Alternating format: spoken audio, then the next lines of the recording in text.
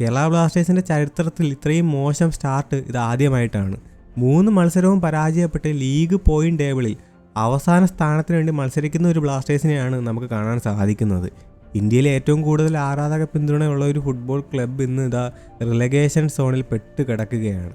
ഇനി അവശേഷിക്കുന്നത് 10 മത്സരങ്ങളാണ്. ഈ 10 മത്സരങ്ങളിൽ നിന്ന് തന്നെ അറിയാം ബ്ലാസ്റ്റേഴ്സിന്റെ വിധി എന്താണെന്ന്. അതുകൊണ്ട് തന്നെ വലിയൊരു സമ്മർദ്ദത്തിലായിരിക്കും ഇനിയുള്ള മത്സരങ്ങൾ ഇറങ്ങുക. കുറഞ്ഞതൊരു 3 മത്സരമെങ്കിലും വിജയിക്കാൻ സാധിച്ചാൽ മാത്രമേ കേരള ബ്ലാസ്റ്റേഴ്സിന് റിലഗേഷൻ സോണിൽ നിന്നും രക്ഷപ്പെടാൻ സാധിക്കുകയുള്ളൂ. ബട്ട് ബ്ലാസ്റ്റേഴ്സിന് ഇപ്പോഴത്തെ ഒരു പോക്ക് കണ്ടിട്ട് 3 മത്സരം ജയിക്കുക എന്ന് പറയുന്നത് അത്ര എളുപ്പമുള്ള കാര്യമല്ല.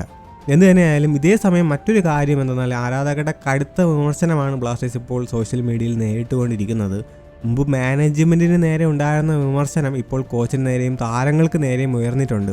സോ ഇപ്പോൾ നമ്മുടെ ബ്ലാസ്റ്റേഴ്സ് താരം കെവിൻ യോക്ക് ആരാധകരെ തണുപ്പിക്കാൻ വേണ്ടി ഒരു പോസ്റ്റ് സോഷ്യൽ മീഡിയയിൽ പങ്കുവച്ചിട്ടുണ്ട്. താരം പറയുന്നത് ഇങ്ങനെയാണ്: ഈ സീസൺ ഒരു സ്പ്രിൻ്റ് അല്ല, ഒരു മാരത്തോൺ ആണെന്നാണ്.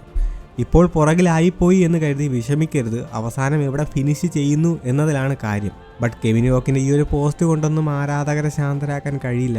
ആൾറെഡി ഈ ടീമിനോടുള്ള ഒരു ട്രസ്റ്റൊക്കെ പോയി കഴിഞ്ഞു. ഇനി ഇങ്ങനെ പറഞ്ഞത് കൊണ്ടൊന്നും ഒരു കാര്യവുമില്ല.